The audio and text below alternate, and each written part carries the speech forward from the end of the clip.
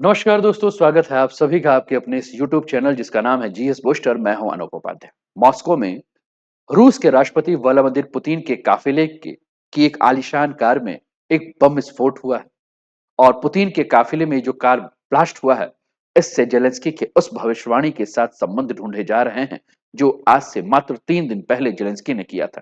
Zelensky ने कहा था एक भविष्यवाणी के माध्यम से कि पुतिन जो है वो जल्द मर सकते हैं और उनके बयान का और इस घटना के बीच का क्या संबंध है, इस संबंध के लिए अटकलें जो है लगाई जा रही हैं। हालांकि कोई भी अभी तक प्रत्यक्ष संबंध की पुष्टि नहीं हुई है, लेकिन रूस और यूक्रेन के बीच का जो युद्ध है, ये युद्ध बहुत बड़ा टर्न ले चुका है। अब ये लड़ाई रूसी सेना और यूक्रेनी सेना के बीच में नहीं है। अब ये लड़ाई जो है वह सीधे हमला जो हुआ है वो रूस के राष्ट्रपति के ऊपर हमला हुआ है। चैनल पे पहली बार है तो चैनल को सब्सक्राइब करके बेल आइकन दबा दीजिएगा कि ऐसे वीडियो के नोटिफिकेशन आपको समय पर मिले और आप जियो पॉलिटिक्स यानी कि विश्व में क्या घटनाक्रम चल रहे हैं उसको समय पर देख सकें। वीडियो कहां से आप देख रहे हैं कृपया कमेंट करके जो है जरूर बताएं, अपने मित्रों तक साझा करें और हम और क्या बेहतर कर सकते हैं इस पे अपनी राय जो है वो रख सकते हैं। चैनल को सब्सक्राइब करके इसे और भी बड़ा चैनल बनाइए क्योंकि ये आपका चैनल है और आपके सहयोग के माध्यम से ही ये बड़ा हो सकता है। चलिए शुरुआत करते हैं दोस्तों आज के सेशन की। आपके स्क्रीन पर ये तस्वीर जो नजर आ रही है, एक तरफ व्लादिमीर पुतिन नजर आ रहे हैं, दूसरी तरफ वो कार नजर आ रही है जिसके ऊपर हमला हुआ है और ये कार के अंदर आपको विस्फोट देखने को मिल रहा है। मॉस्को में रूसी राष्ट्रपति पुतिन के कार का ये इमेज आपको देखने को मिल रहा है, वीडियो देखने को मिल रहा है जिसमें ब्लास्ट हुआ है और यह धमाका खुफिया एजेंसी एफएसबी के मुख्यालय के बाहर से हुआ है। एफएसबी क्या है इसके बारे में भी अभी चर्चा करेंगे। और ये जो कार की तस्वीर आपको नजर आ रही है, यह एक लग्जरी लिमोजिन कार है। लग्जरी लिमोजिन कार जिसमें पुतिन जो है वो यात्रा करते हैं।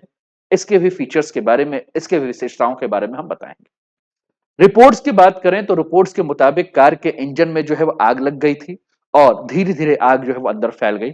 हालांकि जिस वक्त यह हादसा हुआ उस वक्त कार में पुतिन शामिल नहीं थे, पुतिन थे भी नहीं और पुतिन के काफिले में यह कार शामिल भी नहीं थी, ना ही पुतिन इस कार के आसपास थे। अभी तक यह भी साफ नहीं हो पाया है कि यह क्या पुतिन की हत्या की साजिश थी या मात्र एक हादसा था।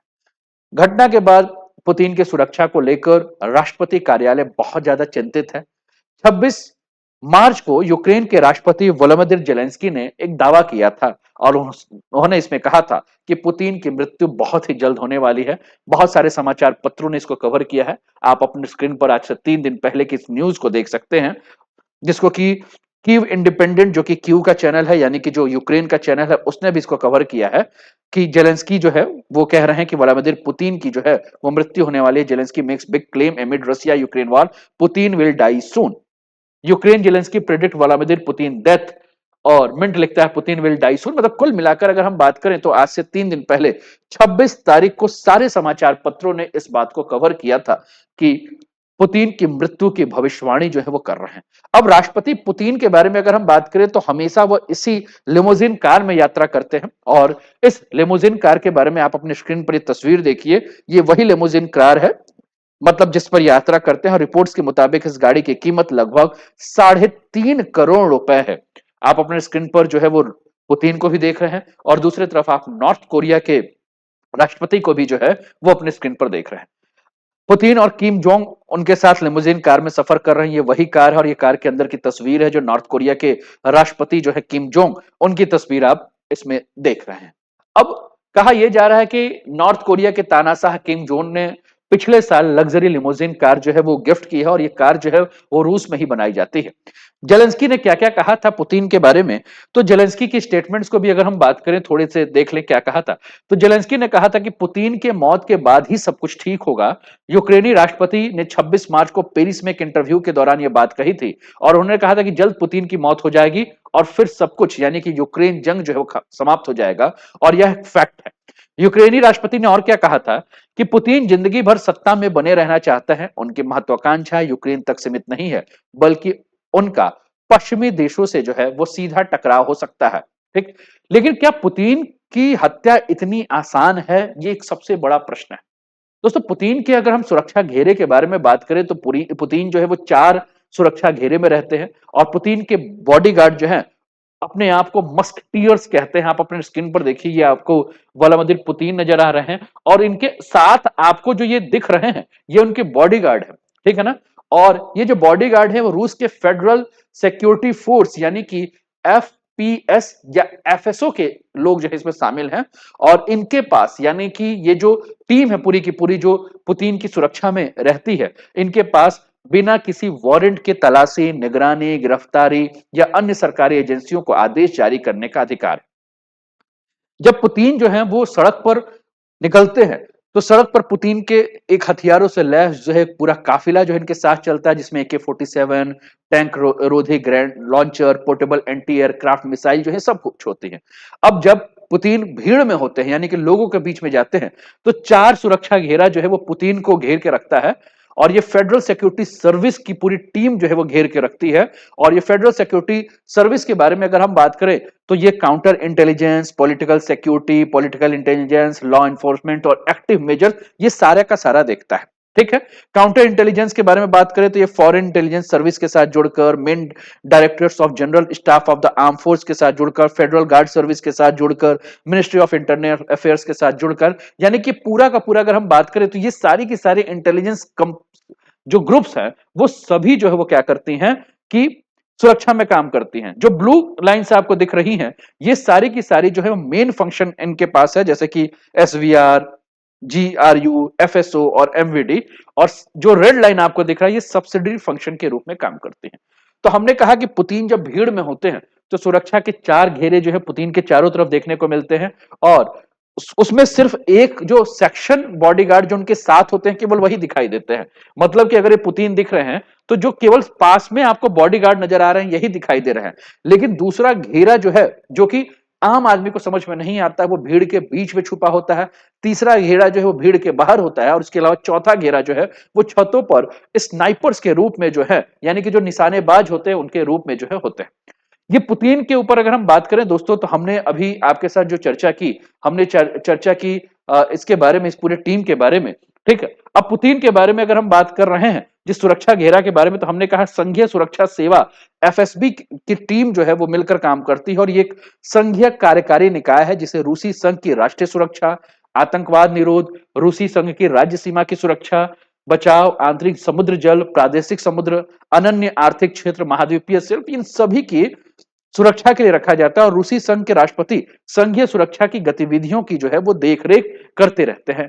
अब पुतिन के बॉडीगार्ड के बारे में अगर हम बात करें, कि जो पुतिन के बॉडीगार्ड होते हैं, वो 35 साल की उम्र के बाद रिटायर कर दिया जाता है। और रिटायरमेंट के बाद उन्हें या तो गवर्नर, मंत्री, स्पेशल फोर्स के ऑफिसर्स के रैंक बनाए जाते हैं, क्योंकि यह बॉडीगार्ड पुतिन को जो भी खाना दिया जाता है, उन खाने को सबसे पहले टेस्ट करते हैं। और टेस्ट करने के बाद ही यह खाना पुतिन को दिया जाता है। तो कुल मिलाकर अगर हम बात करें, तो बड़ा ही सिक्योरिटी में जो है वो पुतिन रहते हैं। और उसके बाद इस प्रकार की अगर घटना हो रही है, तो ये बहुत ही जो है वो विचार करने वाली घटना है, बहुत ही ज्यादा चिंतित करने वाली घटना है। आप अपने स्क्रीन पर ये भी देख रहे हैं, ये पुतिन दिख रहा है, साथ में इनका सुरक्षा घेरा।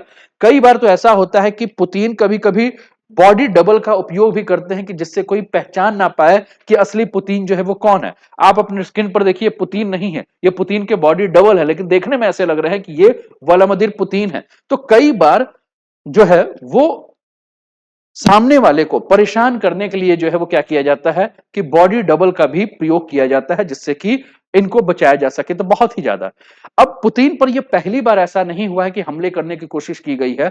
इसके बाद अगर अगर इसके पहले की अगर हम बात करें, तो पुतिन के ऊपर 6 बार जो है वह जान से मारने की कोशिश की गई है, लेकिन पुतिन ने मौत को जो है वो 6 बार चकमा दिया है। कब कब कहां कहां हुआ है, तो सबसे पहले अगर हम बात करें, तो 2022 की एक घटना है, जिस 2022 की घटना में यूक्रेन के डिफेंस इंटेलिजेंस के प्रमुख मेजर जनरल किरिलो बुडानो ने कहा था कि रूस के राष्ट्रपति की जान लेने के लिए एक असफल कोशिश जो है यूक्रेन के द्वारा की गई थी। हमला जो है वो काकेशस में किया गया था, जो कि काला सागर और कैस्पियन सागर के बीच का जो क्षेत्र है वहां किया गया था। 24 फरवरी को यह हमला हुआ था। ठीक है ना। और पुतिन पर जब हमला किया गया था, जैसा कि उन्होंने बताया, यह गैर सार्वजनिक जानकारी है, पूरी तरह से असफल प्रयास हुआ था। लेकिन वास्तव में इन्होंने कहा कि रूस यूक्रेन शुरू होने के बाद जो है यह हमला जो है किया गया था। तो सबसे पहला अगर हम बात करें हाल फिलहाल की, तो 2022 का हमला जो है वो आपको देखने को मिल रहा है। इसके अलावा अगर हम बात करें, तो इसके अलावा अगर हम देखें, तो 2012 में जो है दक्षिणी रूस में चेचन एक जगह है, वहां जो है वो हमला हुआ था। किसके ऊपर? पुतिन के ऊपर। और बीबीसी ने इस रिपोर्ट को बताया था कि यूक्रेन की काउंटर इंटेलिजेंस एजेंसी के अधिकारियों के हवाले से बात आई थी कि रूस और यूक्रेन की सुरक्षा सेवाओं ने राष्ट्रपति चुनाव से पहले जो है वो पुतिन की हत्या की साजिश 2012 में रची थी इसके लिए। और घटना के सिलसिला में 2 लोगों को गिरफ्तार किया गया था और जो भी आरोपी थे उनका अगर हम बात करें तो उन आरोपी में से एक आरोपी ऐसा था जिसकी खोज इंटरनेशनल वांटेड की लिस्ट में जो है वो की जा रही थी। ठीक। तो इसके अलावा बात करें तो जनवरी 2012 में यूक्रेन के ओडेसा में गिरफ्तार किया गया था उस व्यक्ति को, चेचन इस्लामिस्ट सरगना दो की उमराव जो है उसका नाम था। आगे अगर हम बात कर रहे हैं तो 2003 में अगर देखें तो ब्रिटेन के खुफिया अधिकारियों ने पुतिन को मारने की जो साजिश रचने के आरोप में 2 लोगों को गिरफ्तार किया था और गुप्त सूचना के बाद गिरफ्तार किए गए आरोपियों में से एक पुलिस स्टेशन में 5 दिनों के लिए जो है रखा गया था। अंत में उन्हें सिर्फ शर्त पर रिहा किया गया था कि वो रूस लौट जाएंगे। दावों के मुताबिक आरोपियों में से एक पूर्व रूसी खुफिया सेवा का अधिकारी था। रिपोर्ट की माने तो ये लोग साजिश से 3 साल पहले ब्रिटेन आए थे। एक सुपारी किलर द्वारा उन्हें काम करने के लिए भी कहा गया था। ठीक। तो 2003 में जो है वो ब्रिटिश में एंटी टेरर पुलिस ने पुतिन की हत्या के लिए जो लोग जुड़े हुए थे उनको जो है वो गिरफ्तार किया गया था। इसके अलावा अगर हम बात करें तो 2002 में भी पुतिन की हत्या की कोशिश की गई थी जब पुतिन अजरबैजान की यात्रा में थे। तो अजरबैजान की यात्रा के समय 2002 में अगर हम बात करें तो पुतिन को मारने के लिए जो है वो कोशिश की गई थी और इसके लिए एक इराकी व्यक्ति को जो है वो रखा गया था, लेकिन इस इराकी व्यक्ति को गिरफ्तार कर लिया गया था। और रिपोर्ट में यह भी हुआ था कि हमले की जो प्लानिंग थी वह अफगानिस्तान और चेचन विद्रोही बलों से जुड़े एक व्यक्ति के द्वारा की गई थी। उस व्यक्ति को गिरफ्तार करके 10 साल की सजा सुनाई गई थी। 2002 में ही अगर हम बात करें तो पुतिन के ऊपर एक जानलेवा हमला जो है हुआ था। पुतिन की कार को निशाना बनाकर उनको मारने की कोशिश हुई थी। पुतिन क्रेमलिन के पास एक मोटरवे पे गाड़ी चला रहे थे और वहां उनके ऊपर हमला हुआ था। 40 किलोग्राम के आसपास जो है विस्फोटक जो है वो जमा किया गया था और पुतिन का रूट बदल दिया गया, लेकिन उसके बाद संदिग्ध कोई भी वस्तुएं जो है नहीं मिली। तो कुल मिलाकर अगर हम बात करें तो ये पहली बार नहीं है, कई बार जो है इस प्रकार की घटनाएं जो है वो हो चुकी हैं पुतिन को मारने के लिए। अब आपके स्क्रीन पर वो गाड़ी दिख रही है जिस पर पुतिन यात्रा करते हैं। ये पुतिन की जो है वो गाड़ी आपको देखने को मिल रही है जिसके ऊपर हमला हुआ था, है ना। और कहा जाता है कि ये बहुत ही सुरक्षित गाड़ी है, बहुत ही महंगी गाड़ी है जिसके ऊपर ये हमला हुआ है। तो ये आपके स्क्रीन पर जो है वो तस्वीर आपको देखने को मिल रही है। ठीक। अब आप देखिए इस गाड़ी को, तो इस गाड़ी का पूरा आप देख रहे हैं तो इसमें आपको देखने को मिलेगा जो इंजन है वो 6.6 लीटर V12 का है, गैसोलीन डायरेक्ट इंजेक्शन के साथ। और लगभग इसकी लंबाई जो है वो 6.84 मीटर के आसपास है। चौड़ाई अगर हम बात करें तो 2 मीटर के आसपास इसकी जो है वो चौड़ाई है और ऑल व्हील ड्राइव्स है। अब इसमें आप देखेंगे तो ऑटो टाइटनिंग सीट बेल्ट है, इमरजेंसी एग्जिट है, एयर कंप्रेशन सिस्टम है, आर्म प्लेटेड वॉल्स आपको नजर आ रहा है, 6 सेंटीमीटर का जो है वो रेन एनफोर्स ग्लास है। ठीक। तो ये लिमोजिन गाड़ी है जिसके बारे में हम बात कर रहे हैं, लगभग 3.5 करोड़ की ये गाड़ी है। ठीक। आप अपने स्क्रीन पर इसको और भी बड़े तरीके से देखें तो ये आप देख रहे हैं कि एयर कंप्रेशन सिस्टम के बारे में हमने बात किया। ये 6 सेंटीमीटर का रेन एनफोर्स बुलेट प्रूफ जो है वो आपको कांच दिख रहा है जिसमें कि स्नाइपर्स भी अगर निशाना लगाकर गोली मारे तो भी इसको जो है बहुत हानि नहीं पहुंचेगी।